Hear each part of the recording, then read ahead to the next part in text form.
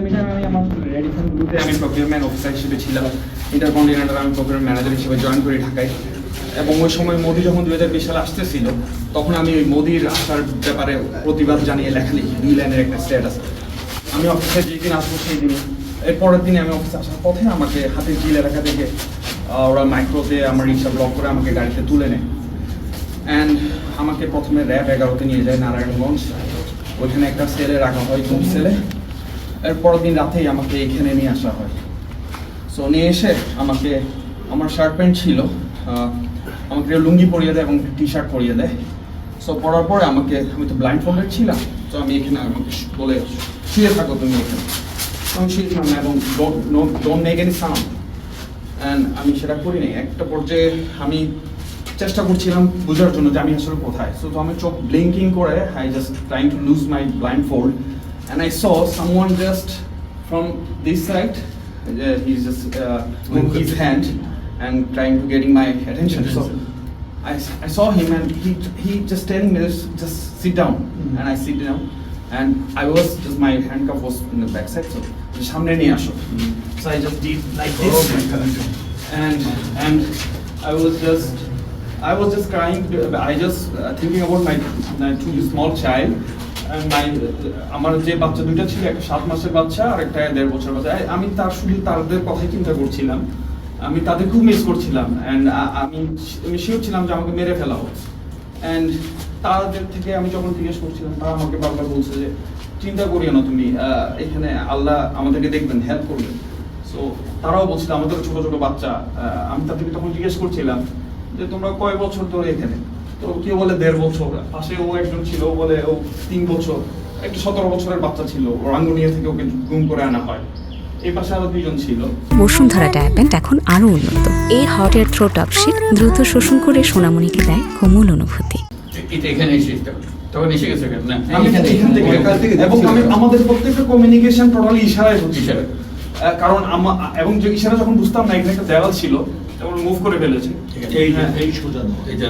হ্যাঁ, আমরা তখন মানে যখন যে কথা ইশারা বুঝতাম না, তখন লিখে মানে বোঝানোর চেষ্টা করতাম। কি দিয়ে লিখতাম? আমরা হাতের আঙ্গুল যে আমি নাম যখন বলতে, আমি নামটা বুঝতে পারছিলাম না, তখন তারা এইভাবে করে স্টোন দিয়ে এখানে কি ছিল? লোহার ছিল? হ্যাঁ, লোহার, এটা লোহার বার ছিল। খোলা ছিল, বাইরে দেখা দিচ্ছে। লোহার বার দিয়ে আমরা অপোজিশন তো ওরা তো আসলে আমাদের টোটালি সাউন্ড করতে মানা করতো। সো ওরা যখন আসতো, তখন সাথে সাথে আমরা আবার ব্লাইন্ড ফোল্ডে যখন আমরা আবার পিছন দিকে গিয়ে শুয়ে যেতাম। তো এইভাবে করে আমাদের দিনগুলো পার হতো। এবং তারা এবার এই পাশে, আমার ডান পাশে একটা ছেলে ছিল। সো কিছুক্ষণ পর পর খুব মারতো, তো কন্টিনিউয়াস মারতো এবং ও যতক্ষণ না কান্না থামাতো না, তো চিৎকার থামাতো না, ওকে মারতো। সো আমি তখন জিজ্ঞেস করতাম ওকে কেন মারতেছে। তো সব বলতে হয় ওকে মারতে মারতো পাগল হয়ে গেছে এবং ন্যাংটা দাঁড়ায় থাকতো, এই জন্য ওকে মারতো। এবং ওকে কন্টিনিউয়াস মারতো যতক্ষণ ও সাউন্ড বন্ধ করতো না। সো আমার এই পাশে আমি আরো 4-5 জনকে দেখি, কেউ 1.5 বছর, কেউ 2 বছর, কেউ 3 বছর ধরে ঘুম ছিল। সো এইভাবেই করেই আমাদের কয়জন তোমাদের এর মধ্যে? আমার এখানে আমার জানা মতো 6 জন ছিল। আপনি কতদিন ছিলেন? আমি 10 ডেজ ছিলাম। তোমাকে এনেছিল জাস্ট মোদির বিরুদ্ধে স্ট্যাটাস দিয়েছে, বাকিদের কোনো পরিচয় জানতে পেরেছিলে? আমি একজনের নাম জানাচ্ছি সাইফুল, 2 জনের নাম জানতাম না। 2 জনের নামই সাইফুল ছিল। পলিটিক্যাল অ্যাক্টিভিস্ট বা ছাত্র কিছু? আপনার নামটা? কিছুই না। আপনার নাম? আমাদের মাসরুর আনোয়ার চৌধুরী। এখানে কিসের শুটিং কিছু ছিল? সুজন নাকি? না, এখানে একটা ইয়া ছিল, কম্বলের একটা এক প্লেয়ারের কম্বল, একটা বিছানা ছিল আর কোন বালিশ টালিশ ছিল না, একটা কাপড় ছিল। হ্যাঁ, পরে ওই সাইফুলদেরকে তুমি আর খুঁজেছিলে? জানো ওদের কি অবস্থা? আমি শুনেছি সাইফুল মানে পরবর্তীতে ওকে ছেড়ে দেওয়া হয়, বাট ও কোথায় আমি আর ট্রেস করতে পারি। কবে থেকে কবে ছিলেন, কোন সময়? 2020 সালের মার্চের 1 তারিখ থেকে 10 তারিখ পর্যন্ত।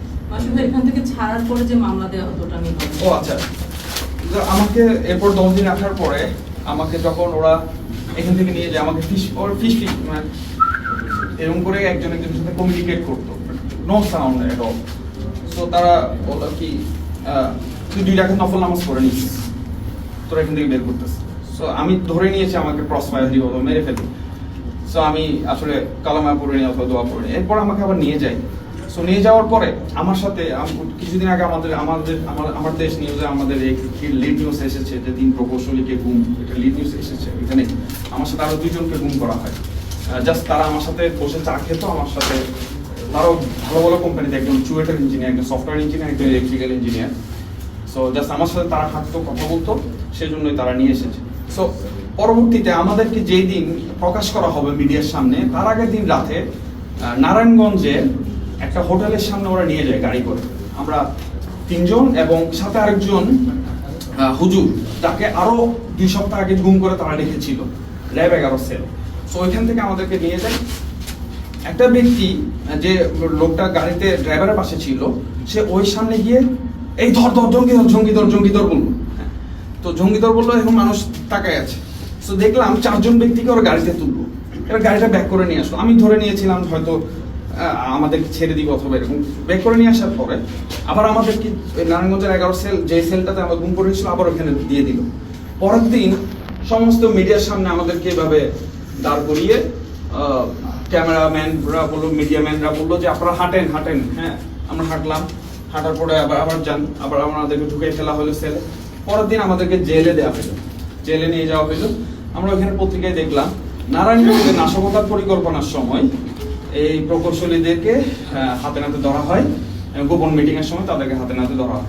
এরপর আমার my career already destroyed, and I was a procurement manager in multinational companies, and I earned 6-digit salary, and that is a big point in my career. Within 3 years I became manager, and everything was gone, and still I'm suffering in financial crisis. I have 3 child, and আমি কেসে এখনো হাজিরা দিই, আমার কেসটা এখনো চলছে মানে জাস্ট জঙ্গি নাটক হ্যাঁ, ওই জঙ্গি নাটকটাই এখনো চলছে, আমি এখনো হাজিরা দিই। এখনো চলছে। জি। পাশাপাশি এখন ওইখানে সেলের যে লেখাটা আছে